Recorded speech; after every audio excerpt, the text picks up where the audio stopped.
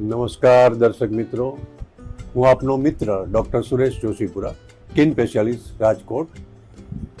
હોઠ અથવા તો લિપ્સ એ ચામડીનું બહુ જ અગત્યનું અંગ છે અને તેની સંભાળ રાખવી પણ એટલી જ અગત્યની છે.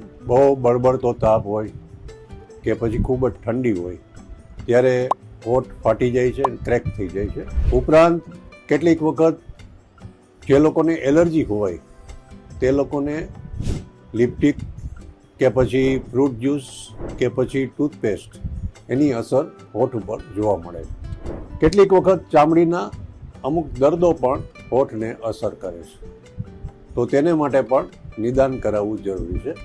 અટકાવવાના ઉપાયોમાં ખાસ કરીને હોઠને સુકાઈ ન જાય એટલે ખૂબ પાણી પીઓ, હાઇડ્રેટિંગ, મોઇશ્ચરાઇઝિંગ અથવા પેટ્રોલિયમ જેલી લિપ બામ લગાડો, જરૂર પડે તો સનસ્ક્રીનનો ઉપયોગ કરો અને બેલેન્સ ડાયટ એટલે કે સમતોલ આહાર એ જ લેવો જરૂરી છે.